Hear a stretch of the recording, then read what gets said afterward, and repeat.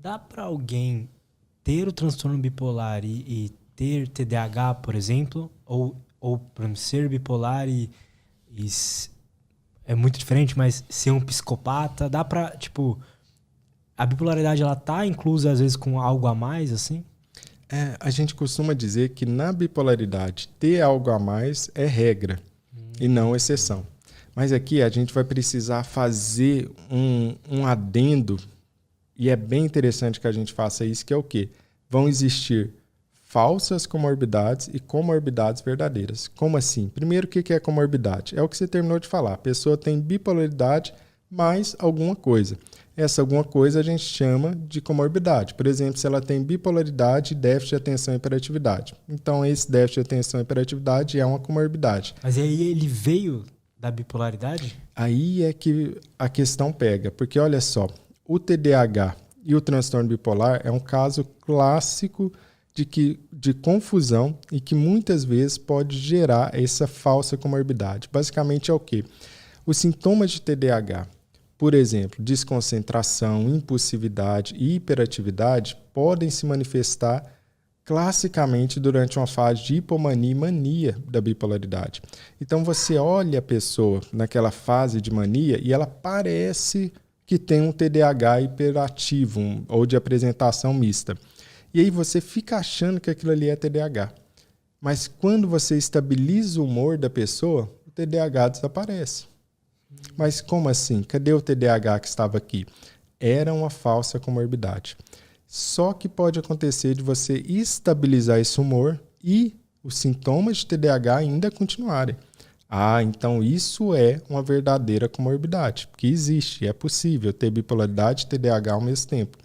Só que antes de eu dar esse diagnóstico, eu preciso de uma coisa e uma coisa só, e esse é o grande problema que não é tratado corretamente.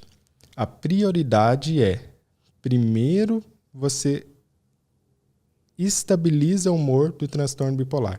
Depois você vê o que sobra.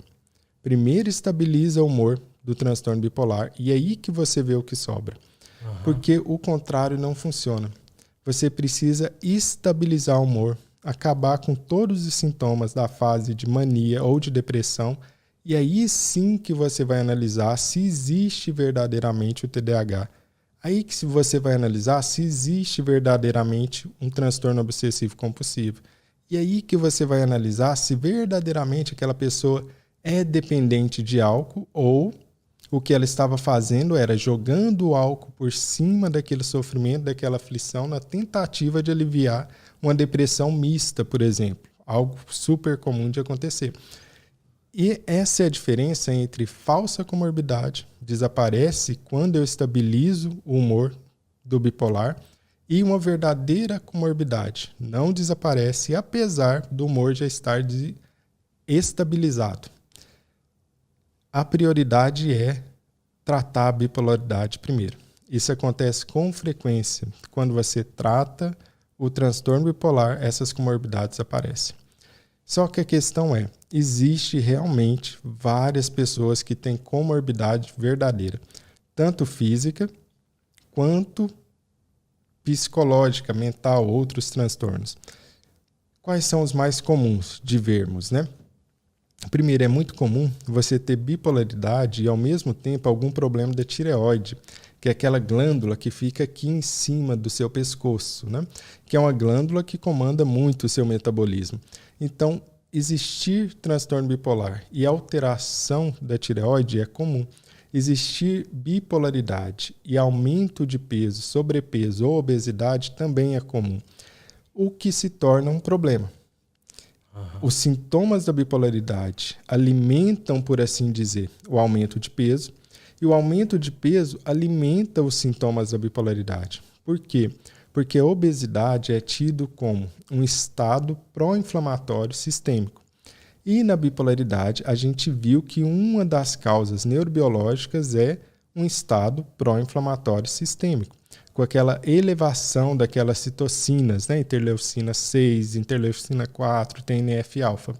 Então, quer dizer que vários dos sintomas da bipolaridade, como impulsividade, como uma depressão que tem aquele nome, né, com sinais neurovegetativos reversos, onde que a pessoa come demais, come impulsivamente, por isso ganha peso, podem levar à obesidade.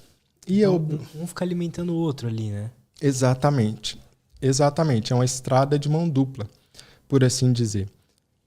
Por isso que é tão importante controlar o peso no transtorno bipolar. Só que isso pode ser dificultado por alguns medicamentos que favorecem o ganho de peso.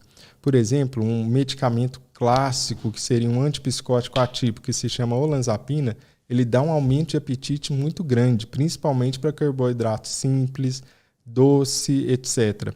É difícil a pessoa manter o peso tomando esse medicamento, que é um bom medicamento em determinadas condições, porém que tem essa questão metabólica. Então, ao tratar bem alguém com transtorno bipolar, eu preciso pensar sim na questão mental, mas também na questão física, porque as duas coisas se comunicam. É aquela ideia de corpo são e mente sã, né? Eu preciso de um corpo que esteja sem esse processo pró-inflamatório sistêmico para que os sintomas da bipolaridade reduzam.